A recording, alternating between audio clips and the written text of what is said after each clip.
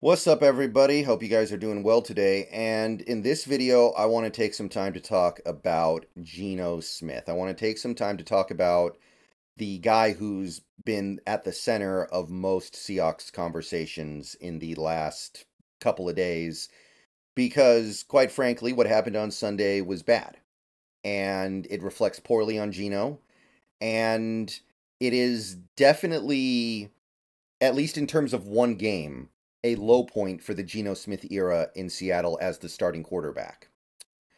That was the first time in Geno Smith's career. You can go back and look at every game he's played since being named the starter last year, all the games this year, and all the games last year. That was the first time when at the end of the Seahawks game, I was mad at Geno and felt like he blew it. There are other games where he didn't play that well. There are other games where if he played better, maybe we win. But I never at any point felt like I needed to direct like the brunt of my ire at Geno Smith. Like, oh, he's the guy we gotta call out here. He's the guy I gotta go after in my post-game video. That hadn't happened since maybe 2001 against the Saints. I'm sorry, 2021 against the Saints. 2001, Geno Smith was like 11 then. But yeah, since Geno was named the starter over Drew Lock last year, it's been a little up and down. There have been some moments that have been better than others, of course, but that Bengals game was the first time I really felt like I needed to take him to task. And you take a look at the numbers too. Like you look at his rating. Let's try to quantify things with a couple different numbers here. His quarterback rating for that game was just under 70. That is the lowest rating he's had in any game as the Seahawks starter these last 2 years, except for last year, Week 18 against the Rams. And his QBR is 42.4. He's had two games where the QBR was lower. 2 weeks ago against the Giants and the Week 18 game last year against the Rams. Now, I'm going to knock this Rams thing right off the list here. Like, this is easy. Geno Smith in that game led the game tying drive and two game-winning drives at the end of the fourth and in OT. So there's no way that game was actually worse. Some weird statistical quirk makes it worse, whatever. I don't ascribe anything to it. He was worse against the Bengals than he was against the Rams in Week 18 last year. It's not even close. And the Giants game with the lower QBR, again, like, there's no way you can tell me he was worse against the Giants than he was against the Bengals. I mean, in the Giants game, he was quiet. He just kind of grinded along. He didn't do anything too spectacular, but he was fine. He was whatever. He was passable. And yeah, there's no way he was worse against the Giants than the Bengals. So what we really have here is a low point for him during this time as Seattle's unquestioned starting quarterback. And I don't feel bad for calling him out strongly in that post-game video and in the post-game stream because that was really bad. And that was something that cost us a game that a lot of elements of the team played well enough to win. The defense was lights out. The special teams was solid. I think we won the special teams battle in that game, honestly. There were a lot of things in that game that went well enough for us to win a tough game on the road against a good opponent. And Geno Smith was part of the thing stopping us. Not that he was the only thing, of course. The offensive line played poorly. I don't think the game was called very well by Waldron. I don't think the schemes were great. But regardless, Geno's part of that. And like I said, worst game he's played since he's taken over here. But here's what I'm going to say, generally speaking, about Geno Smith right now. And I think this is really... It's very important to do this as a sports observer. You don't need to make something mean more than it actually means. It's a bad game. Just let it be a bad game. Just let it be a bad game by a player he's not a bad quarterback. Let it be a bad game by a good player. You don't need to try to ascribe some higher meaning that enlightens you to the truth because this game happened. And I see people trying to do that. I see on X, I see it in the YouTube comments of people saying, oh, Geno will just never be a clutch quarterback that comes through at the end of the game, which is just plain incorrect, like factually incorrect. A month ago, less than a month ago, We saw him do it against the Lions in overtime, a really good Lions team, by the way. We saw him do it 3 times last year against the Rams, if we're being honest. We saw him, to a certain extent, do it in the second Cardinals game and the Giants game. So this idea that Geno Smith just can never be a big-time end-of-game quarterback who comes through for you is just patently false. There are a couple games where, by the way, he came through at the end and then the defense completely let him down. Look at the Saints game. Look at the Falcons game. Look at the Raiders game. These are games where Geno Smith performed to either tie or take the lead late in the fourth quarter, and the defense failed to hold the lead that he gave. And in some of those games, he leads us down for a game-winning or game-tying score, and boom, offensive line holds. It's 1st and 20. They're giving up a sack. It's 2nd and 30. Game over. I'm thinking about that Atlanta game in particular, but this idea that Geno Smith can't be clutch is just factually untrue. And honestly, clutch is kind of a weird thing anyway. Players develop the reputation of being clutch because typically they have a few really memorable moments that stick out in everyone's mind, and everybody just kind of go, oh, well, that guy's clutch because I saw him lead a comeback drive in these games. And it's not really a statistical thing. It's more of like this weird subjective thing that people try to say, oh, this guy's better than his numbers because he's clutch. And then they try to find stats to try to prove who's clutch and who's not. And they'll be like, oh, I don't care about those stats. That guy is just clutch. And it's one of those things where I feel like people who are trying to make bad arguments or arguments in bad faith use when they know nothing is actually going to back them up. So they just go, oh, well, these numbers that you're showing me that show me this guy is this or that, they don't matter. He's better than that because he's clutch. So I don't really ascribe a lot of meaning to that anyway. But again, I just see these comments of trying to say, oh, this game was the great enlightener. It enlightened me to the fact that Geno Smith can never be that big-time super franchise quarterback who leads you down the field at the end of a close game. Now, here's the other thing, the other angle I want to come at here, and I know some people are going to disagree with this. I know some people are going to look at this and say, oh, that shouldn't matter, but it has to matter, right? So we're talking about a quarterback in Geno Smith who played really well last year. If you don't think he played really well last year, you're wrong. I get some people trying to tell me, he was okay last year, he was average, he was a little above average, he was decent. And then I say, well, okay, then explain to me the numbers he put up, explain to me the EPA, explain to me this, explain to me that, the box score stats, the success on offense, and they're just like, oh, it doesn't matter. He was great, maybe even elite last year. He was. If you want to incorporate the fact that he threw a lot of interceptable balls that didn't get intercepted, he was still really good. He had that crazy good completion percentage. And he led a team with a terrible defense, a really bad defense, to the postseason. How many other quarterbacks last year did that? And then he goes into the offseason as a free agent and agrees to a contract that is less than half the average annual value of the contracts that every other big-time franchise starting QB got in that offseason, except for Daniel Jones and Derek Carr, who still got significantly more. Like, you go to Spotrac and you sort by average annual value. The top guys are getting $50 million a year. You have to scroll way down to Geno Smith, $25 million a year. So how is that not factored into the equation here? How is this not part of it?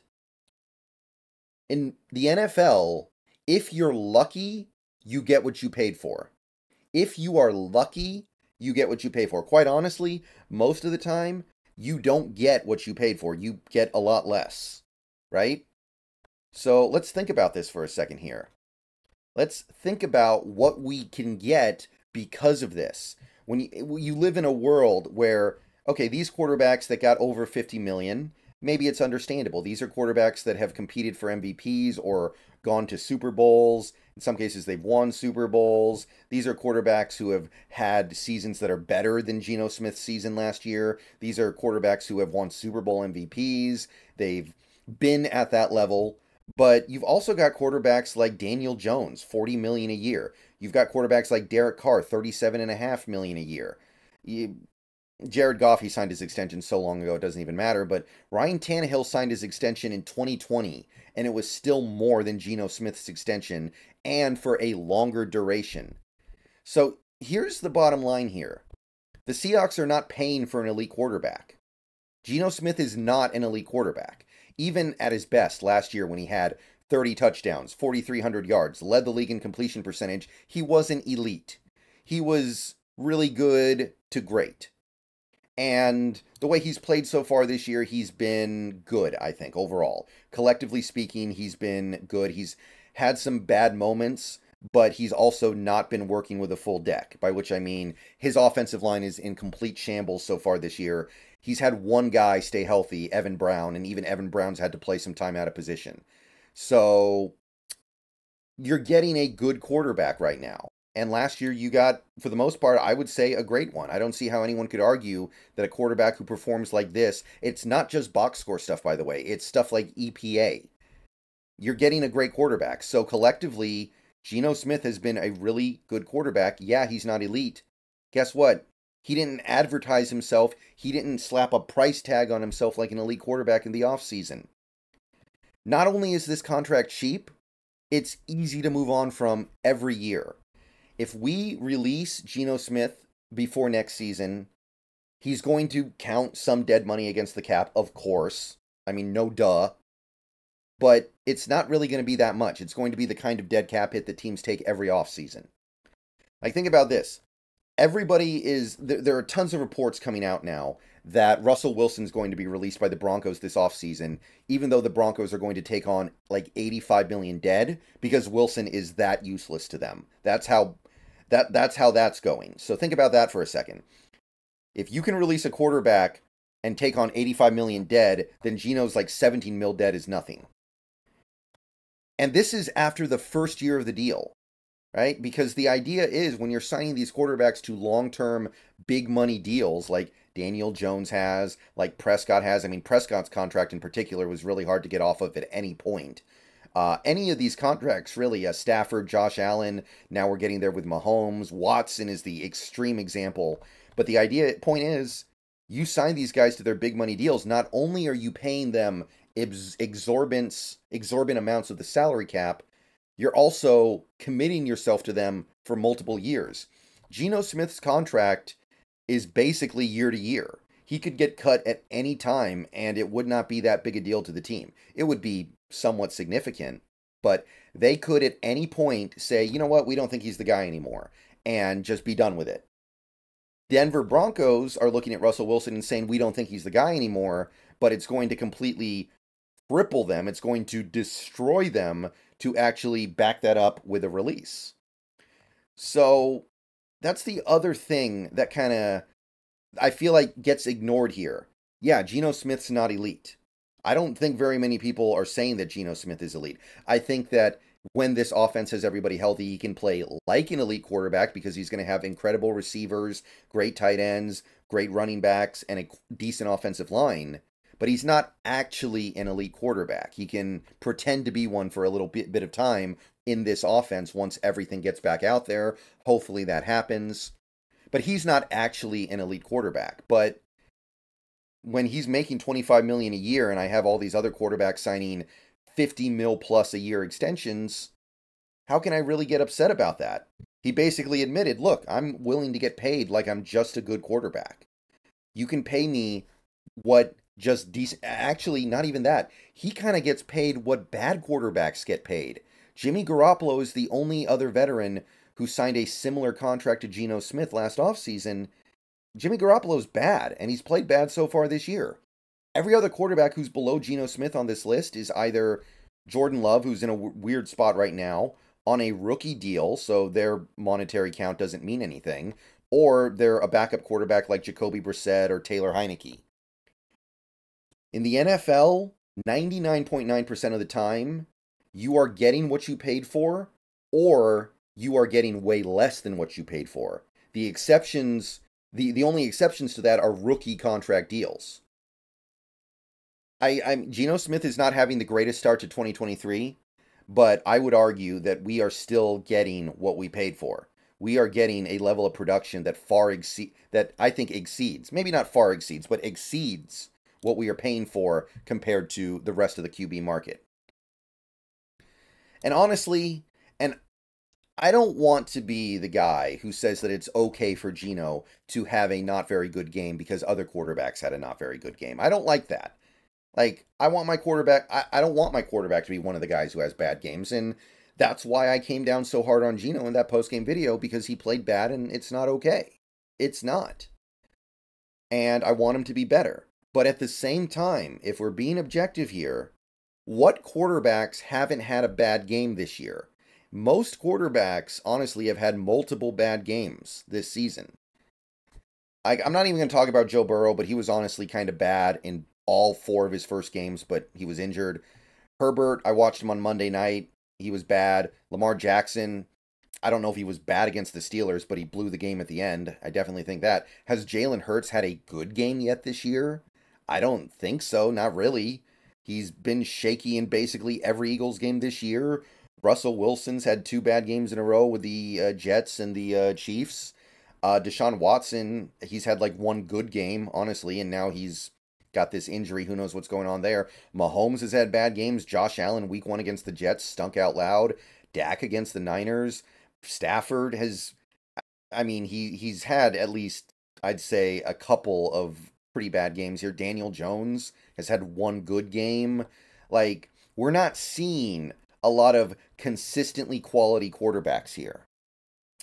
So having bad games is just kind of part of playing the position right now. I'm sorry, but that's what it is. And I know nobody wants to hear that. I don't really like hearing it either. I want my quarterback to be the one who's different, but I have to be realistic and step back here and say there are 2 quarterbacks in the NFL who have had, arguably, I would say, no bad games.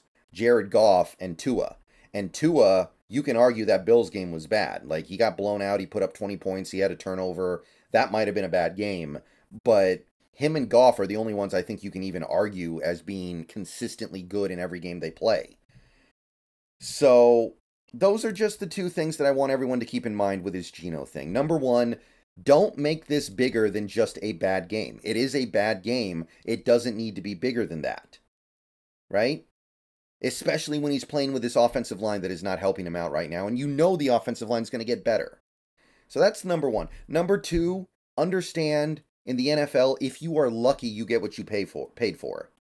And if Geno Smith is not the guy, we're going to have a bunch more games this year to figure that out. And if we get to the end of the year and we figure out he's not the guy, okay, we move on. Not that big of a deal. Compare that to what the Broncos are going to have to do if they decide Russell Wilson's not the guy and they want to move on. Seriously, think about that.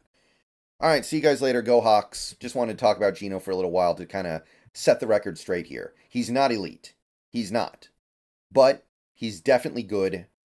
I think he can be very good. In this offense, he can look elite. Let's put it that way. He's good enough to look elite in this offense when it's healthy. But right now in the NFL, for one reason or another, bad games are just happening to everybody.